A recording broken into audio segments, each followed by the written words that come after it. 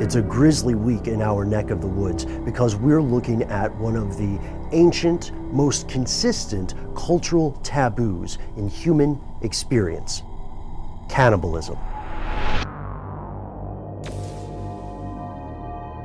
And it is true, of course, cannibalism is ancient. It is as old as civilization and possibly older.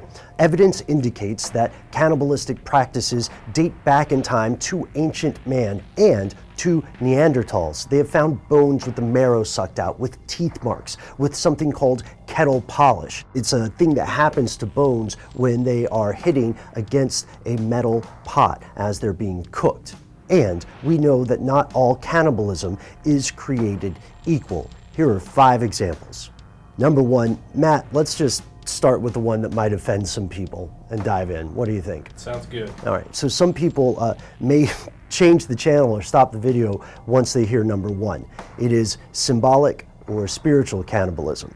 This is an act of cannibalism wherein no actual human flesh is consumed. One of the most prominent examples of symbolic cannibalism would be the Christian Mass. Eating the flesh of Jesus Christ and drinking the blood. This is symbolically an act of eating flesh and blood. But that pales in comparison, of course, to number 2, survival cannibalism. This is something that we've heard about pretty often, right? People lost at sea have to draw straws to see who will become the other people's best chance at surviving until rescue arrives. We've also seen allegations of this in things like the Donner Party, the famous story of settlers who were isolated in the mountains and may have resorted to cannibalism to survive. But we do have a much more modern example of survival cannibalism, and that is the rugby team whose plane crash landed in the Andes. They had to survive for 72 days before help arrived, and they did it by consuming the flesh of passengers who didn't survive the crash. This has been adapted into, of course, the movie Alive. Third is what we would call learned cannibalism. This would be a practice that is in a community or normalized or part of their culture. There are 2 forms of this. There's Endo Cannibalism, which means that a community or group eats someone in their group. Or there's exo-cannibalism, which means one group, Group A, consumes the flesh of people in Group B.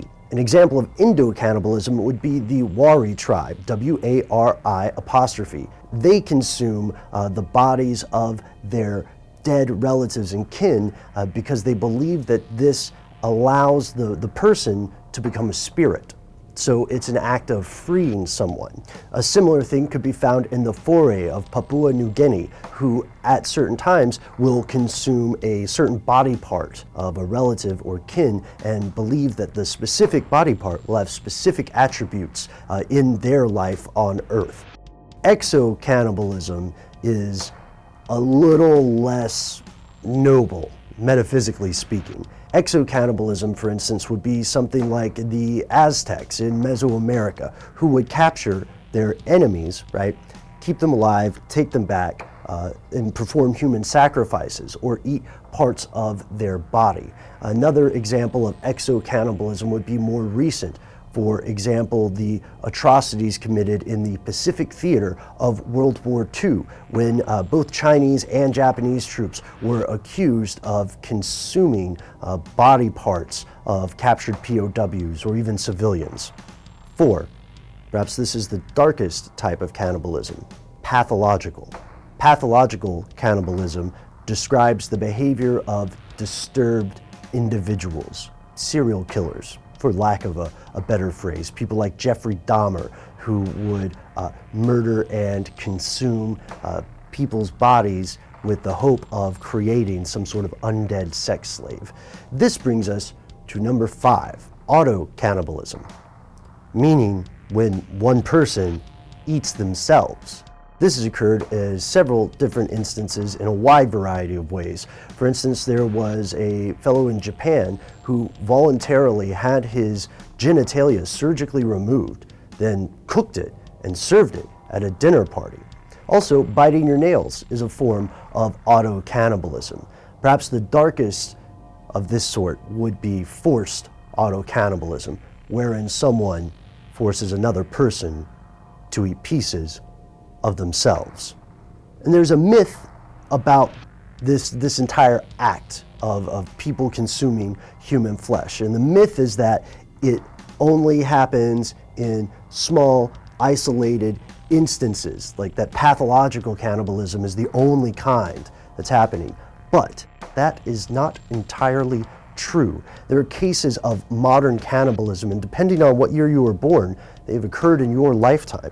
In the 1990s, during the famine in North Korea, allegations of widespread acts of cannibalism began hitting the news. Now, of course, in the West, we have to take that with a grain of salt because it's not impossible for maybe the South Korean press or an unfriendly country's press to, spread propaganda. But as more and more defectors emerge from the country, we're learning that those rumors are increasingly substantial and have more and more facts behind them. And of course, the last question, the one that Matt, Noel, and I have been tossing back and forth for a while now. Are there elite acts of cannibalism? Are there secret societies that ritualistically, whether symbolically or whether spiritually, consume the flesh of another person? Because the rumors are everywhere. But how much of that actually has a basis in fact? Thanks so much for watching. Let us know what you think about cannibalism. Would you eat someone to survive? And keep in mind, by the way, there's a thing called rabbit starvation. It's one of the great tragedies of cannibalism that a lot of people don't expect.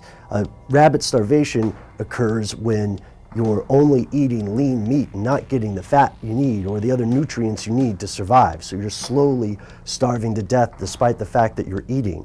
When someone consumes a human body or pieces of it in a survival cannibalism situation, what they're doing is actually not that nutritious, and they begin to suffer rabbit starvation. So they're starving while they're eating. Dark, grisly stuff. I think personally, I hate to say it, guys, I think I would eat a person to survive. Luckily, I haven't been in that situation yet. And until Matt, Noel, and I end up in a situation where we have to draw straws, we're going to keep making shows. So let us know if there's a topic we should cover in the future. Let us know if there's something else about cannibalism you think we should explore. Also, if you have something you'd like to tell us, or if there's something your fellow listeners should know, we'd love to hear from you. You can email us directly at conspiracy@howstuffworks.com.